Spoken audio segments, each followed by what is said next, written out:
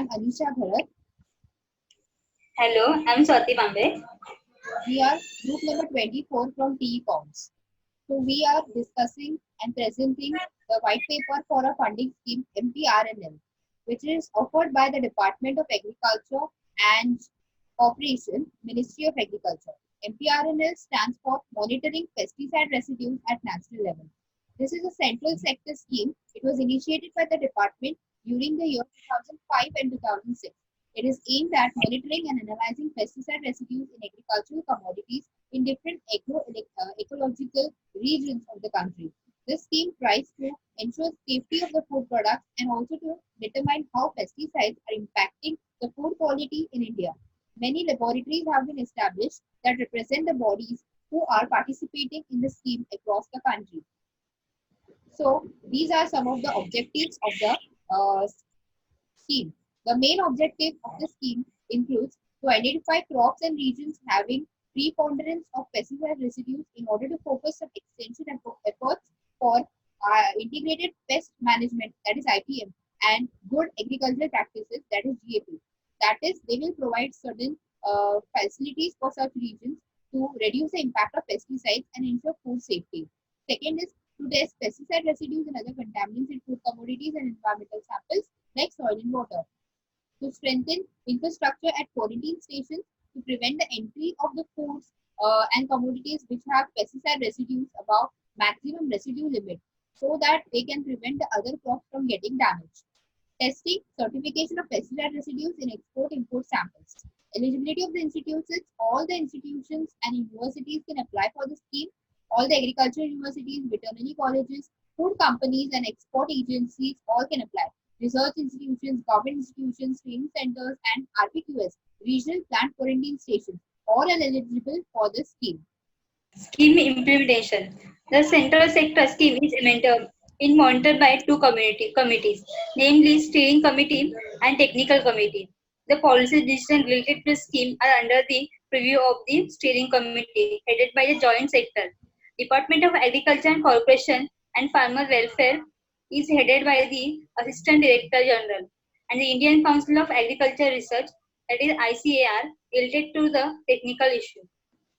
The All India Network Project and Pesticide Residues, New Delhi, is a member secretary of this scheme, and it is the noble person, the day-to-day implementation of the scheme related to the financial and technical matters and submissions, and monthly report, annual report. As per the approved technical program during the annual workshop of the scheme, the participating laboratories are the collecting food commodities from the various APMC markets, local markets, farm gates, CIPMC, organic outlets, public distribution systems, and the surface water from the intensive agriculture fields from various parts of the country and analyze for the possible presence of the pesticide residues. Next is funding details and patterns. The committee, which works collectively for the scheme, this is a minimum sum of 3 crores at the first installment from the Department Agriculture, Corporation and Farmers Welfare. These obtained funds are given to the participating laboratories. The participating laboratories across the country use the obtained funds for the hiring vehicles, then the maintenance of the equipment, etc. However, the funds sometimes are not sufficient for the laboratories as the input from the private sector towards this quite less. But the public sector contributes well among with the government of this scheme. Currently, the equipment at the participating laboratories are more than 10 years old, based on the old technology and with high maintenance cost and poor sensitivity. Therefore, there is an urgent replace this equipment with the new. Then the funds provided for the equipment required for the monitoring pesticides are the follows: gas chromatography 30 lakh, gas chromatography mass spectrometer 90 lakh, liquid chromatography and mass spectrometer that is 2 crores. What are the requirements to apply for the scheme?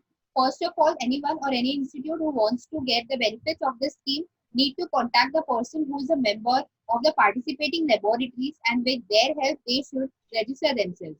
So the participating labs, they have to follow the pesticide residues analysis manual. This manual is published by the Indian Council of Agricultural Research.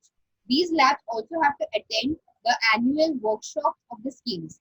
These workshops tell the labs about how the scheme will function on an annual basis across the country. The labs also have to be accredited by NABL, that is National Accreditation Board, for testing and calibration of laboratories in the field of agriculture. Thus, the labs are responsible for providing whatever results they have to the ministry, and then the results are monitored together for all the labs across the country. Then they prepare a countrywide report survey for pesticide residues in the various crops across the country. Also, if anyone doesn't want to go to the above mentioned process, then they are free to establish their own labs called as the pesticide testing labs (PTL). Such labs are given permission from the ministry. They need to take the permission and also an NABL accreditation. These PTL labs need to be well equipped for getting NABL accreditation. PTL has to develop a system document quality manual that mentions how their quality of the system and requirements that are satisfying as proposed and expected by the ISO are satisfying or not. Also, the document should contain the criterion specified by NABL, which is entirely either satisfied or not satisfied by them. This helps in understanding whether the PTL has the requirement system quality or not. Lastly, there is a proficiency testing wherein the PTL needs to have a satisfactory performance. Also, they can get established by participating in any other test which is conducted by NABL or APLSE or any other national or international accredited or recognized PT provider. So now, how to apply for the scheme? The institute will appoint a staff member as a coordinator to coordinate all the activities of the scheme. All the requests and proposals regarding the scheme should be submitted in the proper and required format. Okay. So the further task, we can see that this is a website wherein we get more information about the scheme. This is another website which is of the government of India, from where you can actually apply for the scheme. And the third website is of NABL. This website gives you the guidelines to get an NABL accreditation for your PTL lab. Okay. So the further task of this scheme include visiting all these websites, getting information, and getting registered for the scheme. The application should be physically addressed to the Directorate of Plant Protection and Quarantine and Storage. The address is Old CGO Complex, NH4, Faridabad and Haryana.